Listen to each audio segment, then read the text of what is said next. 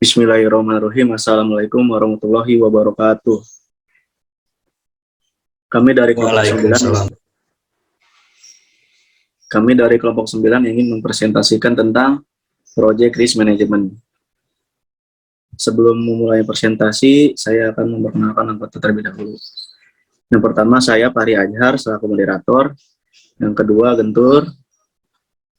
Yang ketiga, Ikhlasul Iqdal. Yang terakhir, Irfan Solihin.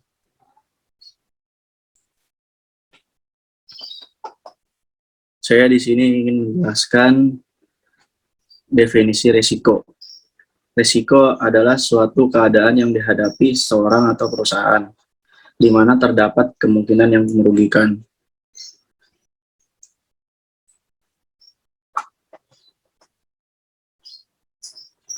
Bentuk risiko. Yang pertama itu ada risiko objektif, yaitu sebagai variasi yang relatif dalam kerugian yang aktual dari perkiraan kerugian.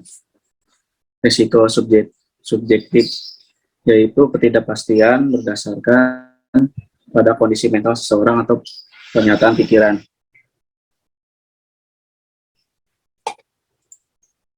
Bahaya dan risiko. Bahaya diartikan sebagai penyebab kerugian atau kehilangan. Risiko adalah kondisi yang membuat atau meningkatkan kesempatan akan kerugian atau kehilangan. Ada 4 tipe utama risiko. Yang pertama, risiko fisik, moral, moral, dan hukum.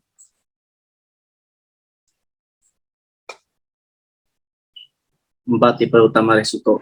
Risiko fisik, yaitu kondisi fisik yang meningkat, kesempatan akan kerugian atau kehilangan.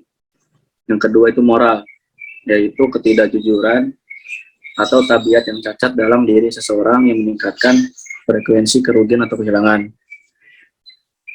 Risiko hukum, yaitu karakteristik sistem hukum atau peraturan lingkungan yang meningkatkan frekuensi atau kerugian yang mungkin parah. Yang terakhir itu risiko moral. Beberapa penulis asuransi menarik perbedaan yang halus antara moral hajar dan moral hajar. Moral hajar yaitu pada ketidakjujuran oleh pemegang asuransi meningkatkan frekuensi atau keparahan kerugian. Moral hajar adalah kecerobohan atau ketidakpedulian terhadap kerugian karena adanya asuransi. Kategori risiko dilanjutkan oleh Iqdal. Di sini ada kategori resiko. Yang pertama, resiko murni full risk adalah suatu kondisi yang hanya dapat berakibat merugikan atau tidak terjadi apa-apa dan tidak mungkin menguntungkan. Yang kedua, resiko spekulatif adalah suatu keadaan yang dihadapi perusahaan yang dapat memberikan keuntungan dan juga kerugian. Yang ketiga, resiko fundamental adalah risiko yang mempengaruhi seluruh perekonomian atau sejumlah besar orang atau kelompok dalam perekonomiannya. Yang keempat, risiko tertentu. Berbeda dengan risiko fundamental, risiko tertentu adalah risiko yang hanya berdampak pada individu saja dan tidak mempengaruhi seluruh komunitas. Yang kelima, risiko perusahaan. Mencakup semua risiko utama yang dihadapi oleh suatu perusahaan bisnis. Risiko tersebut meliputi risiko murni, risiko spekulatif, risiko strategis, dan risiko operasional dan risiko keuangan. Yang keenam, risiko strategis mengacu ke ketidakpastian mengenai perusahaan, tujuan keuangan, dan objektif. Yang ketujuh, risiko operasional, misalnya sebuah bank yang menawarkan layanan perbankan online akan mengalami kerugian jika hacker bisa menembus ke dalam data komputer bank. Dan yang terakhir, risiko keuangan mengacu pada ketidakpastian kerugian karena perubahan yang merugikan dalam tarif dan nilai uang. Next.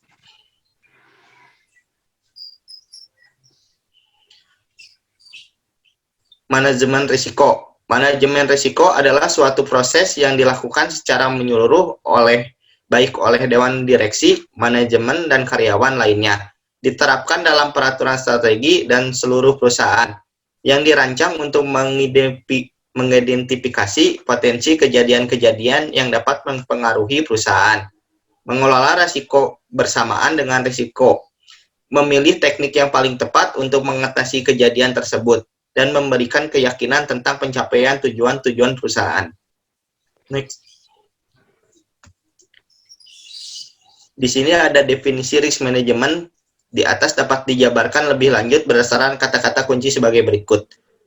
Ongoing proses risk management dilaksanakan secara terus-menerus dan dimonitor secara berskala. Risk management bukanlah suatu kegiatan yang dilakukan sesekali, on-time event. Yang kedua, effective by risk management oleh pihak-pihak yang berada di lingkungan organisasi. Untuk lingkungan bisnis, risk management dirumuskan oleh dewan direksi dan karyawan atau departemen yang bersangkutan. Yang ketiga, affiliate in strategy setting. Risk management telah disusun sejak dari perumusan strategi organisasi oleh manajemen puncak organisasi. Dengan menggunakan risk management, strategi yang disiapkan disesuaikan dengan risiko yang dihadapi oleh masing-masing bagian atau unit organisasi. Yang terakhir, affiliate across the free strategi yang telah dipilih berdasarkan risk management diaplikasikan dalam kegiatan operasional dan mencakup seluruh bagian atau unit pada organisasi. Mengingat risiko masing-masing bagian berbeda, maka penerapan risk management berdasarkan penentuan risiko oleh masing-masing bagian.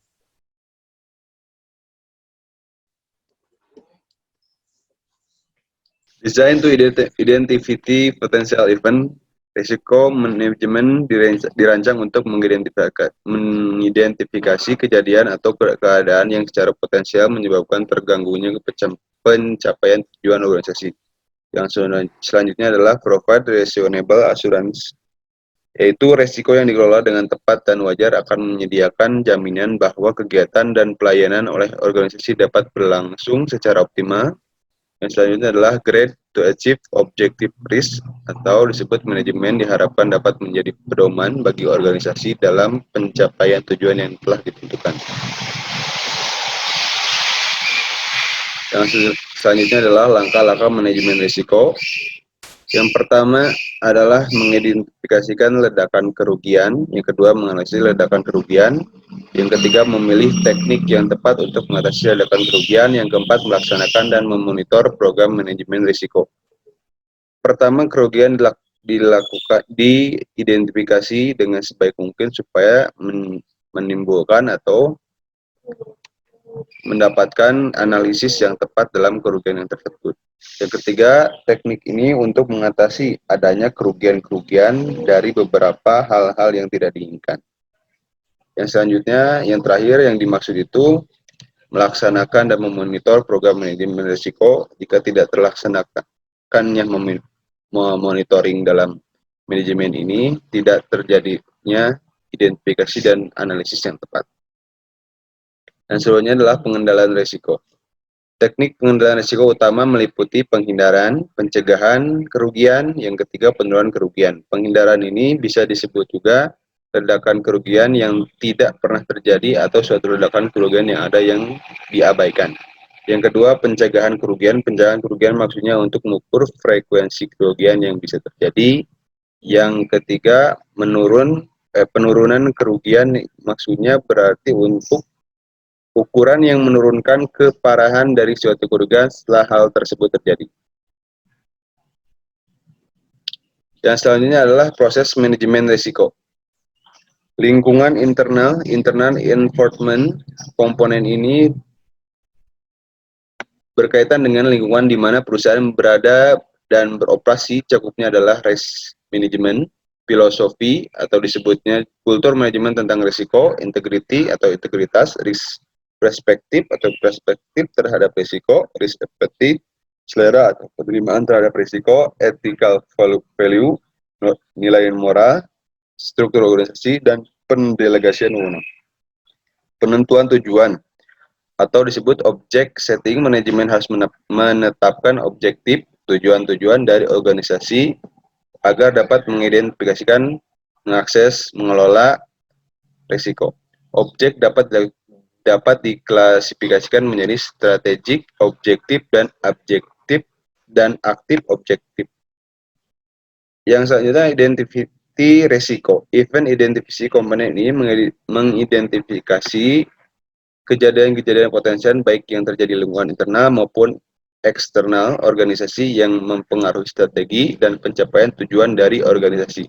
Kejadian tersebut bisa berdampak positif, opportunities, namun dapat pula sebaliknya atau negatif risk. Yang selanjutnya dijelaskan oleh Irfan Solhin. Izin melanjutkan keempat, penilaian resiko atau risk assessment. Komponen ini menilai sejauh mana dampak dari event, kejadian atau keadaan dapat mengganggu pencapaian tujuan.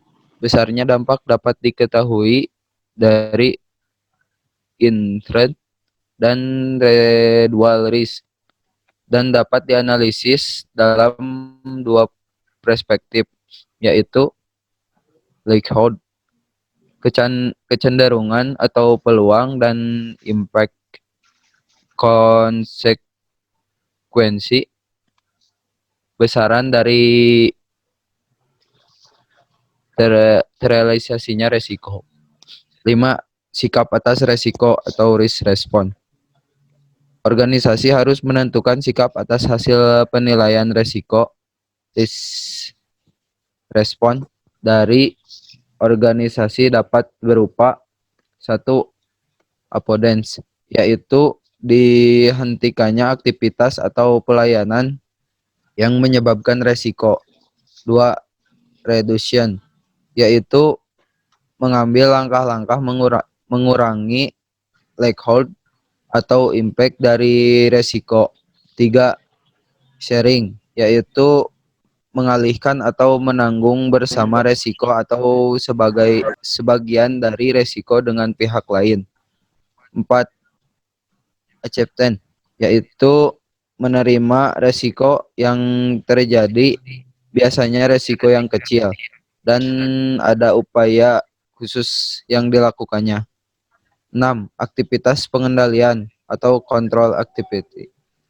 Komponen ini berperan dalam penyusunan kebijakan polisi dan prosedur-prosedur untuk menjamin risk response terlaksana dengan efektif. Aktivitas pengendalian memerlukan lingkungan pengendalian yang meliputi 1. Integritas dan nilai etika. 2. Kompetensi. 3. Kebijakan dan praktik-praktik SDM. 4. Budaya organisasi. 5. Filosofi dan gaya kepemimpinan manajemen. 6. Struktur organisasi. 7. Wewenang dan tanggung jawab. Next.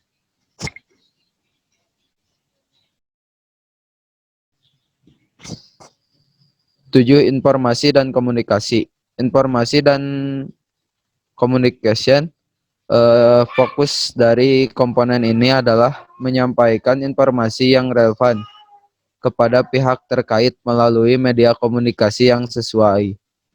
Faktor-faktor yang perlu diperhatikan dalam penyampaian informasi dan komunikasi adalah kualitas informasi, arah komunikasi, dan alat komunikasi. 8. Monitor atau monitoring. Monitoring dapat dilaksanakan baik secara terus-menerus atau ongoing maupun terpisah. Spread evaluation. Aktivitas monitoring ongoing tercermin pada aktivitas supervisi, rekonsiliasi, dan aktivitas rutin lainnya. Monitoring terpisah biasanya dilakukan untuk penugasan tertentu atau kasuistis. Pada monitoring ini ditentukan skop tugas, frekuensi, proses evaluasi metodologi, dokumentasi, dan action plan. Pada proses monitoring perlu dicermati adanya kendala seperti reporting deficiencies, yaitu pelaporan yang tidak lengkap atau bahkan berlebihan, tidak relevan. Kendala ini timbul dari berbagai faktor sumber informasi, materi pelaporan, pihak yang disampaikan laporan, dan arahan bagi pelaporan. Manfaat manajemen resiko. Sasaran manajemen resiko sebelum kerugian dan pasca kerugian lebih mudah tercapai. Biaya resiko berkurang, yang mungkin dapat meningkatkan laba perusahaan. Biaya resiko adalah alat manajemen resiko yang mengukur biaya tertentu, dikarenakan dampak yang merugikan secara finansial dari ledakan kerugian murni menurun. Suatu perusahaan mungkin mampu untuk memainkan program manajemen resiko perusahaan yang mengatasi baik ledakan kerugian murni maupun yang bersifat spekulatif.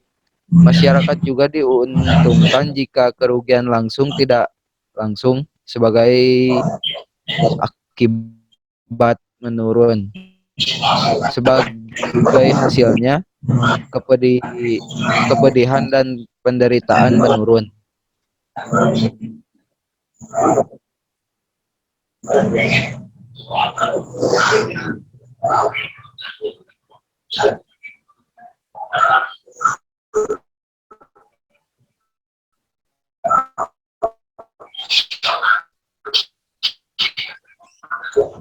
Sekian dari kelompok kami, kurang lebihnya mohon maaf. Assalamualaikum warahmatullahi wabarakatuh. Waalaikumsalam warahmatullahi wabarakatuh.